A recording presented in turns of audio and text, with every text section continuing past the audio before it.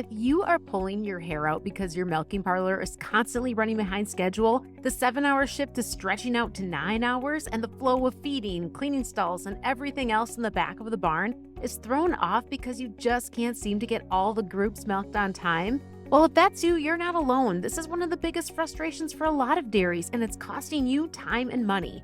And did you know there may be another, even bigger money stealer, a less obvious scenario, but very costly one that's not in the parlor? Well, we're not just scratching the surface on these problems today. We're going in deep on this episode of the Uplevel Dairy Podcast for dairy farm owners, managers, and advisors who are committed to profitability, sustainability, and excellence. My name is Peggy Coffeen, and it's my mission to bring you the conversations that will uplevel your skill set and your mindset so you can be a top performer in the dairy business.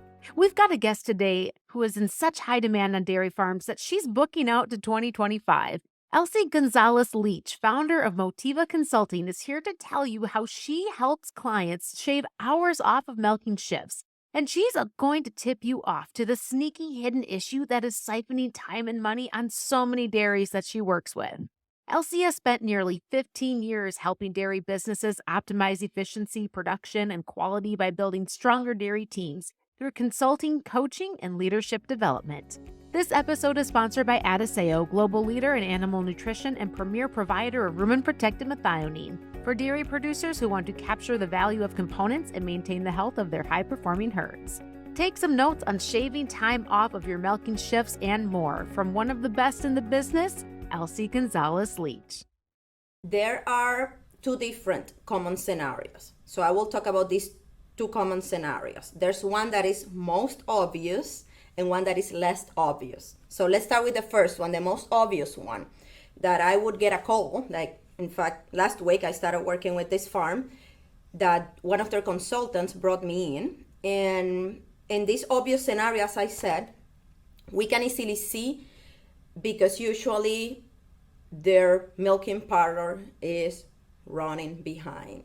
For example, easily, they cannot milk all the groups of cows within a designated amount of time, which is on a typical dairy here is usually 7 hours and 15 minutes to allow time for washing. Usually that's 3 times a day. And these concepts apply for a 500 cow dairy or a 3,000 plus cow dairy. It's the same. And for example, during this initial meeting, usually what I hear is that we're milking 3 times a day and we're having trouble keeping it consistent among the shift. That's throwing everything else off because it's taking 8.5 hours just milking.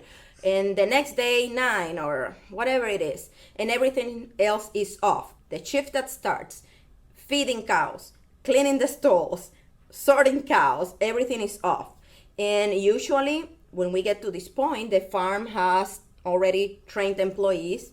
Sometimes they even made other changes, like in this particular case this week, they added extra stalls on each side to see if that could help, but that did not solve the situation. It was still the same.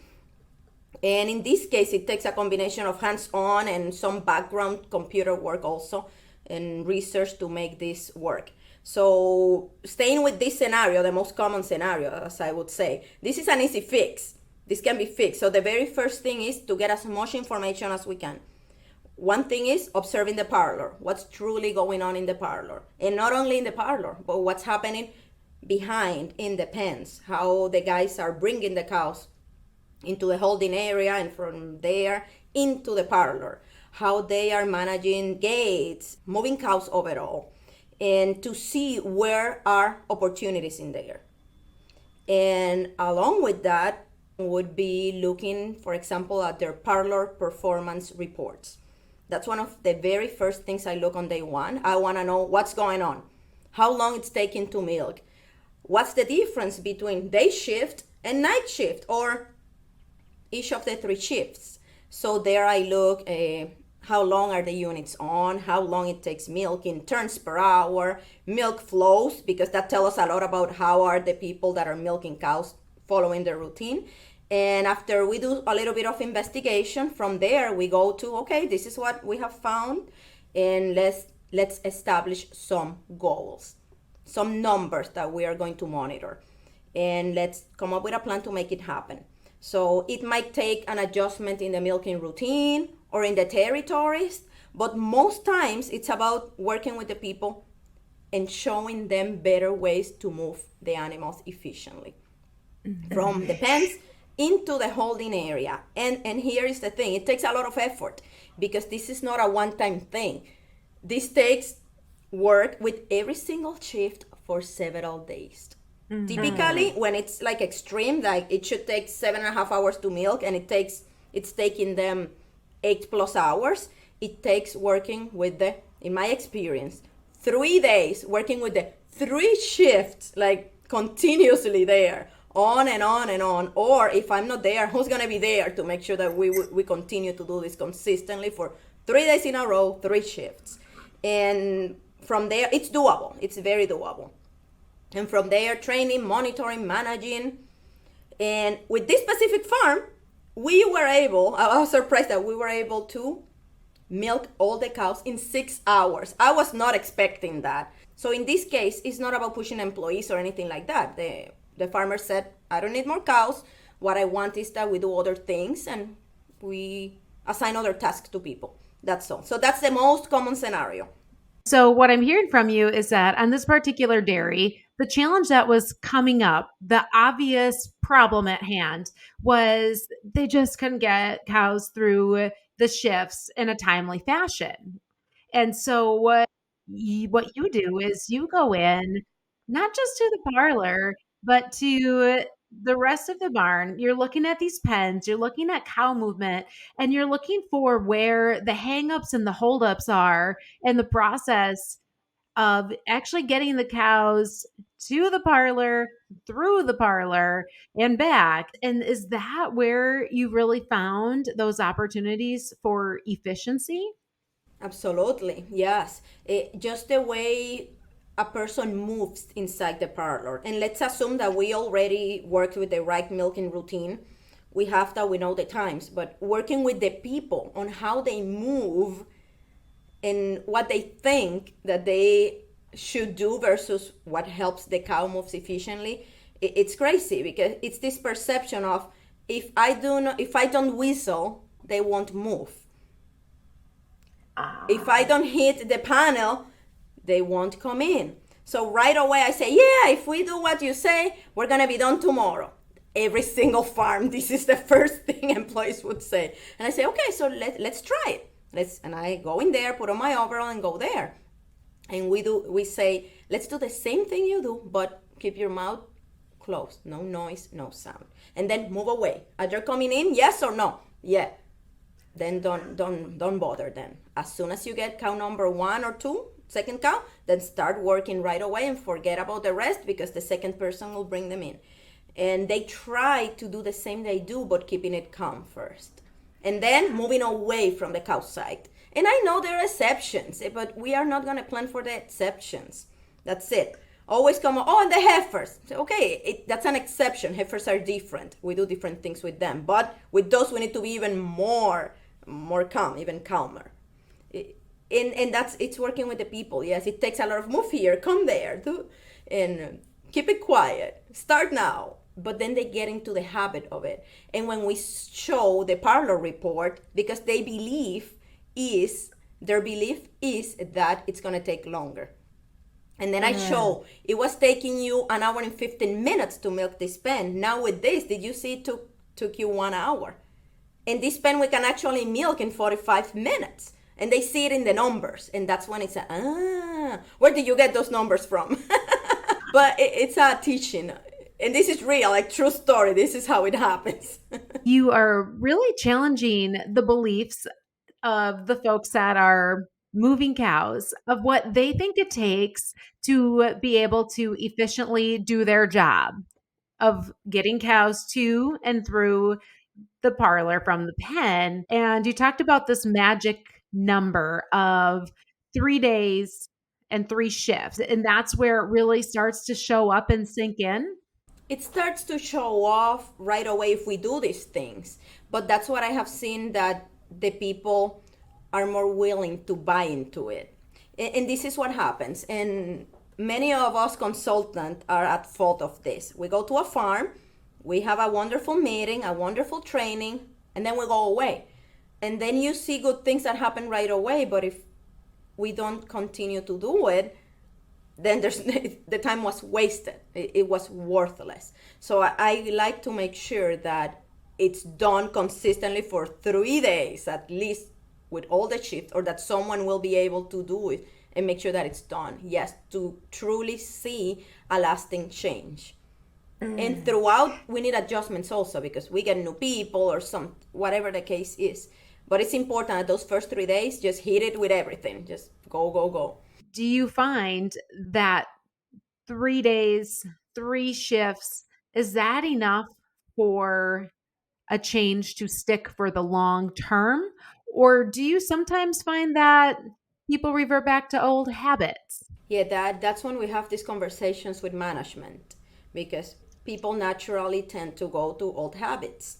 But we want to make sure that there's, first of all, that their management is monitoring the numbers, and that they are constantly providing feedback to the people that are milking the cows or moving the cows on how they're doing, how those numbers align to the goals, and then identify if something is missing, where's the gap in there? Is there lack of knowledge, do they need anything to do their job? Most times it's not that they want to do a poor job. It's not that. It's just that they need more knowledge or more training or more emphasizing again over and over. So the people that manage parlors, they know this is a never-ending story, but that's why we need to be intentional in continuing reteaching and training and being in the parlor. That's so important to correct these things in a timely manner. And so it sounds like you're working in one part, boots on the ground in the pen, and then the other side of your work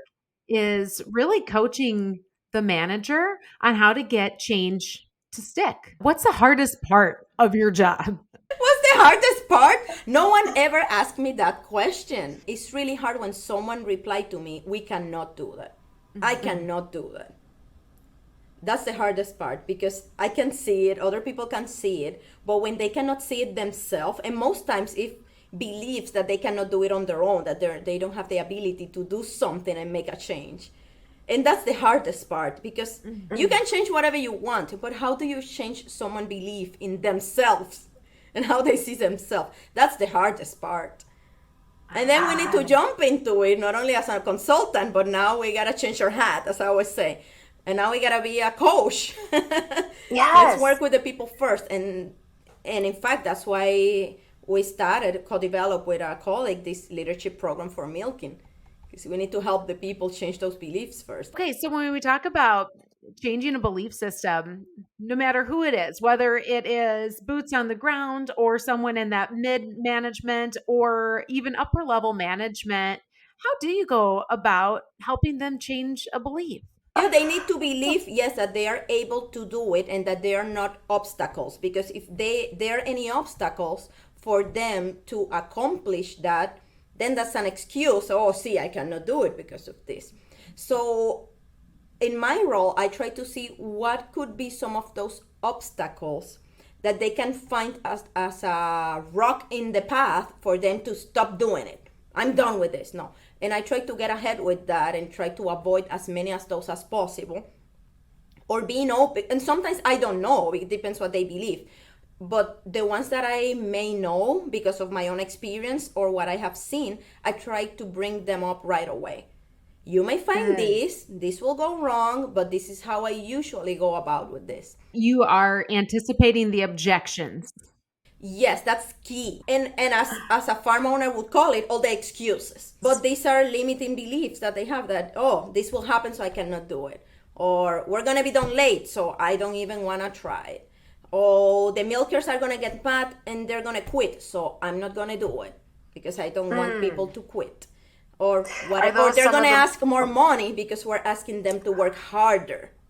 When it's not really, that's their perception. And that's along with that, changing that perception also of how they see the world. And that is so difficult because sometimes if they haven't, like, how can you accept change if you have no idea that whatever that comes next is better than what you're doing right now? They cannot see it. So we're trying to plan and hoping that they have faith in this when they cannot even see it, that it will be better.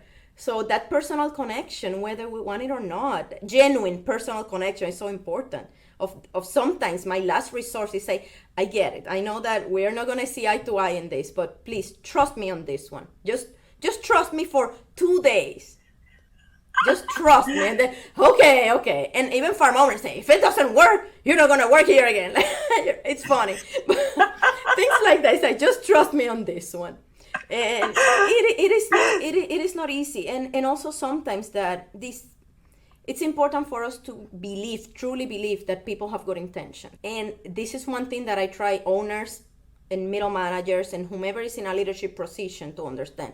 Assume that the person is not doing it on purpose. He's not mixing the cows on purpose.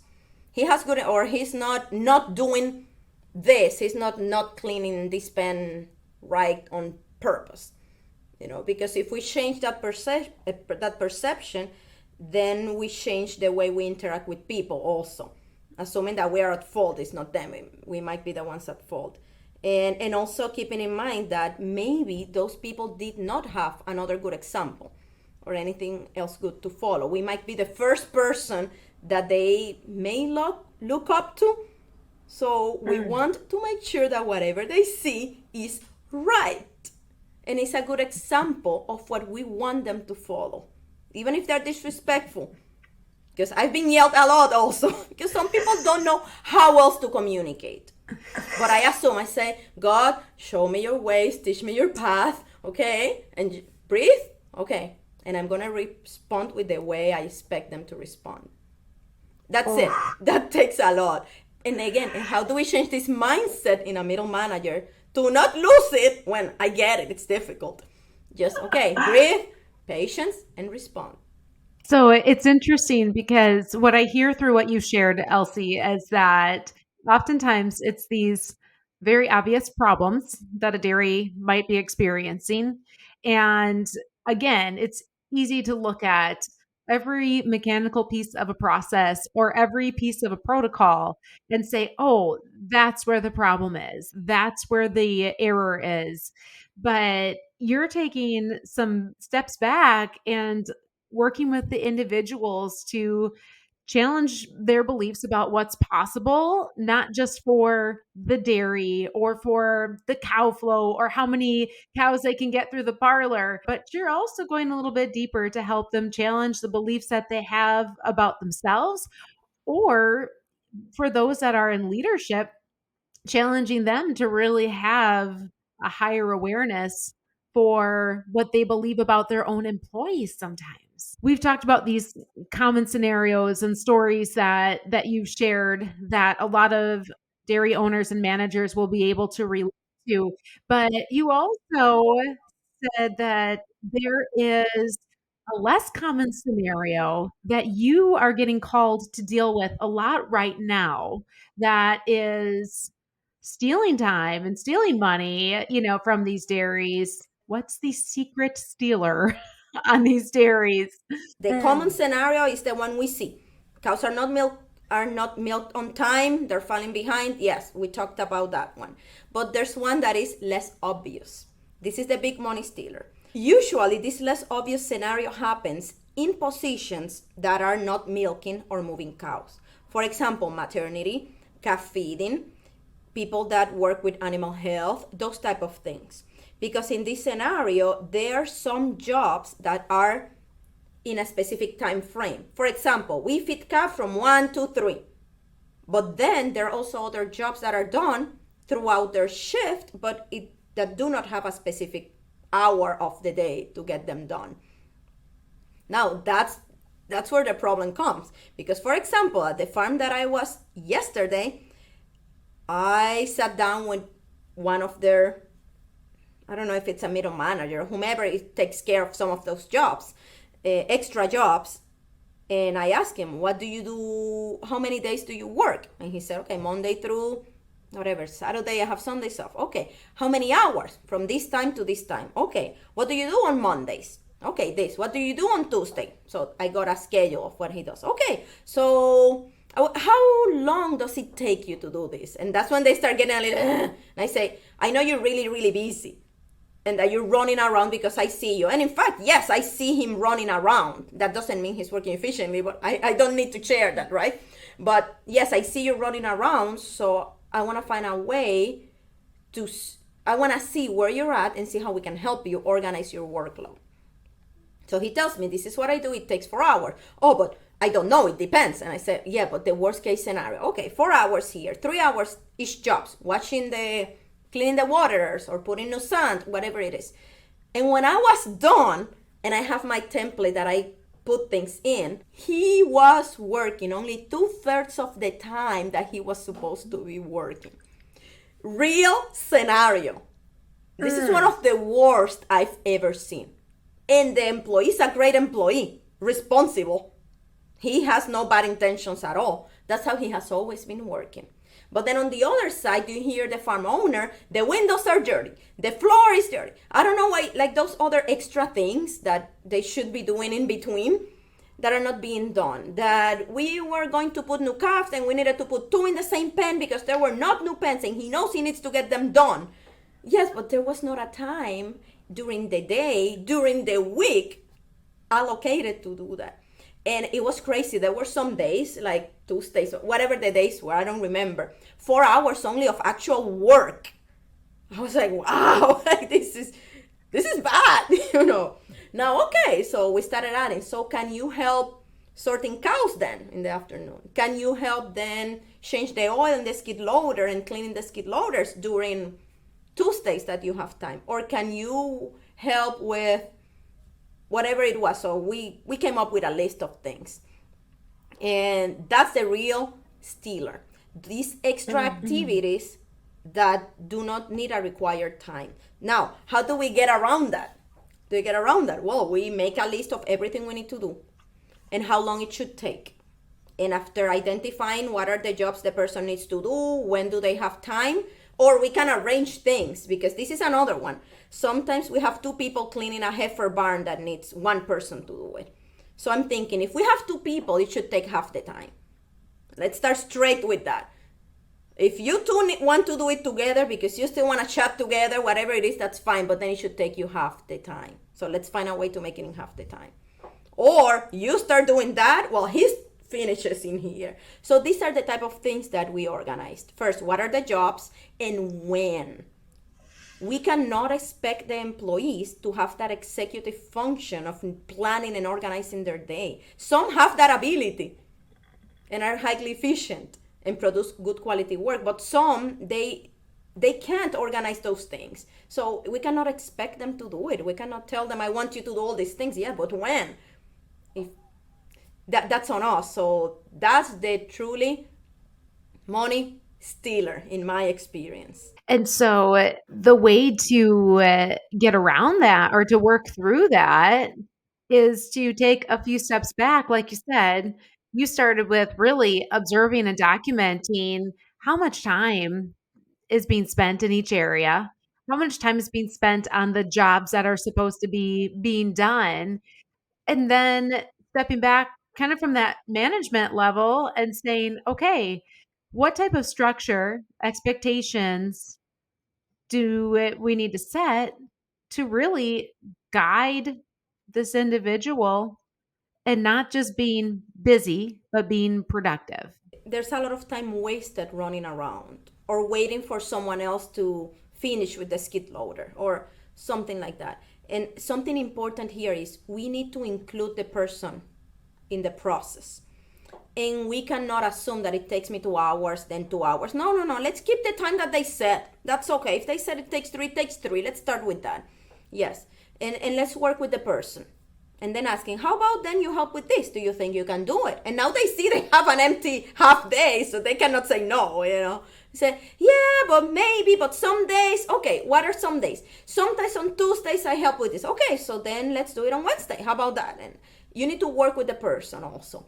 But always going from the step one, assuming that the person has good intentions and that they really want to do a good job. We're just helping them organize that workload. And that's workflow organization. Yeah, it takes a lot of time to do that because we need to work with every single area and every single employee For that, I need to sit down and interview all of them. What do we do?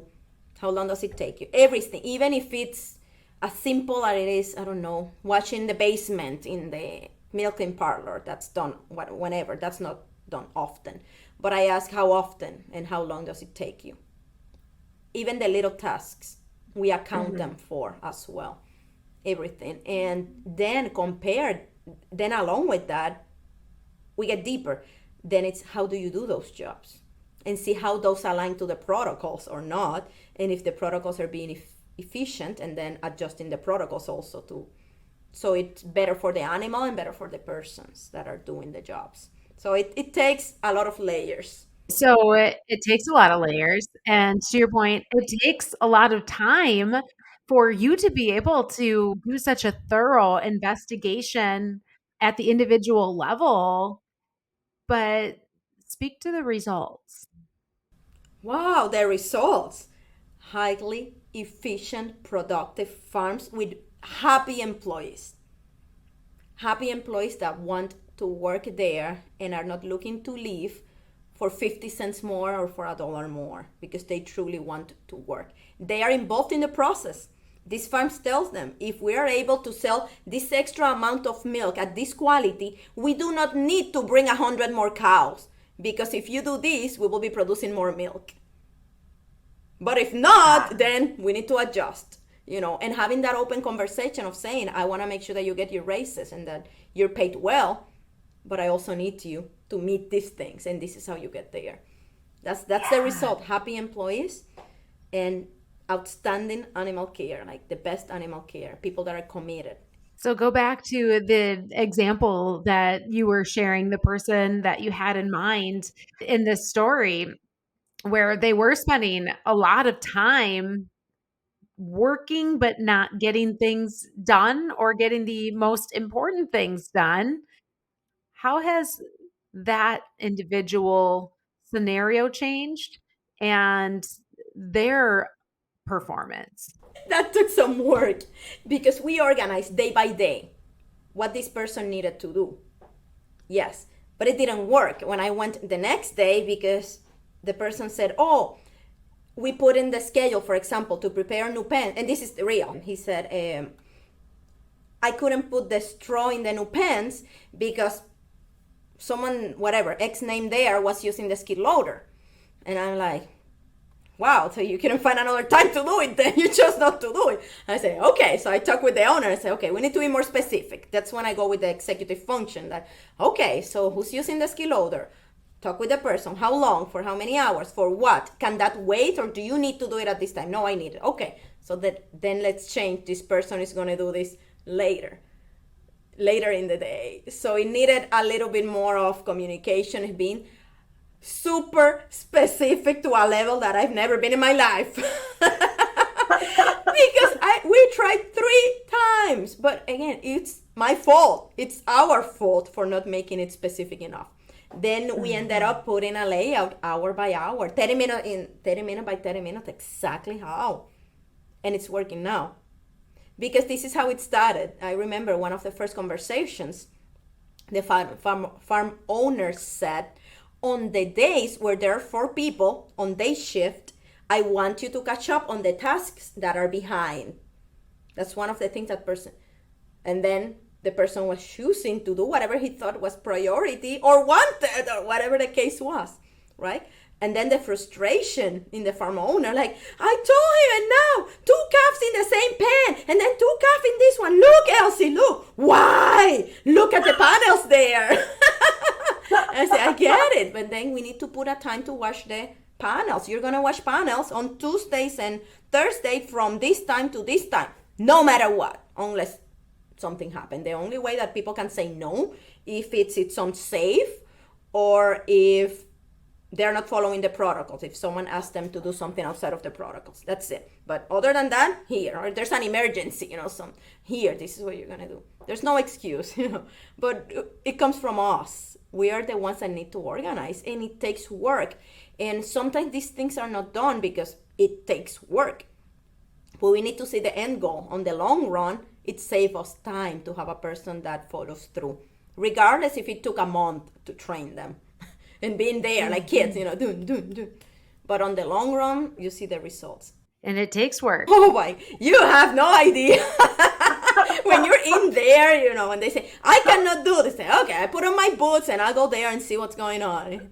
Yeah, and when we do these big projects, I can only work with 2 farms to do this at a time. I cannot, because I do my regular work, but for truly like all the big project like this, I take 1 or 2 a year to work on this because it's too much, because I gotta go so often. So this is what you've outlined here. It takes this level of intensity at an individual level, stepping back, zooming out into a bigger picture of working with not just the employees, but the people who are managing and leading them. And it also goes back to looking beyond the task at hand. And in many cases, as we've talked about a lot in this conversation, the belief systems and the ability for people to really challenge themselves in their own beliefs of what's possible. And that's part of the work too. This is why this Hispanic Dairy Managers Network is so important, because when they're younger and starting, they're seeing other managers that are higher up and have many more years of experience, and they share their experiences, not only where they are right now, but their journey to get where they are, that untold story. And when we provide this opportunity for the younger generation or people that do not believe they can do it, when they see that it's possible from people that they can relate to, then that puts a little spark in their head and in their heart to maybe I can. Let's see. That's a good start. We've hit some really good stuff today, Elsie. We've kind of gone through these areas of looking at common scenarios and less common and less obvious scenarios on the dairy. We've delved into management, mindset, coaching, leadership. Is there anything else that you want to leave listeners with? Something that I tell to myself also, that I try to keep in mind, that sometimes I am the problem. Sometimes I'm the one that is doing things wrong. And that goes along what I said earlier about, let's assume that people have good intentions all the time and that I'm the one that is wrong. So it's on me to find ways to make it better. It's not blaming someone for not doing a specific job. A lot of times it's because I didn't put it in a way that the other person could understand. And that takes a lot of maturity to get to that point, to realize, okay, this is not going well. Those employees, no, it's my fault. Let me find a way to do it different. And let me find help, because we don't need to know it all. That's another one. We are so fortunate in the dairy industry to work with so many talented people. We just need to ask. That's something else. Just ask for help. We do not need to know it all, but we know someone that is brilliant in whatever the topic or the problem is. So bring them over, steal their brains, and come up with something. But if we assume that we are the problem, that we are the one that are wrong, that again will change our full perspective and finding ways to do things different and serve with a different meaning and a different purpose. That's good stuff. Oh, thank you. I live by that. I truly live by that. I hope you enjoyed hearing from Elsie Gonzalez Leach of Motiva Consulting on this Uplevel Dairy Podcast. And in fact, make sure you tune into our next episode to hear more from Elsie. And you can find her contact information in our show notes. This episode is sponsored by Adiseo, global leader in animal nutrition and premier provider of rumen protected thionine, for dairy producers who want to capture the power of components and maintain the health of their high-performing herds. And if you liked this episode of the Uplevel Dairy Podcast, do me a favor and rate and review it right in your podcast app, and head over to upleveldairy.com to subscribe to the Uplevel Dairy community, and you can receive notifications of every new episode right in your inbox. This is Peggy Coffeen, and thank you for listening to the Uplevel Dairy Podcast.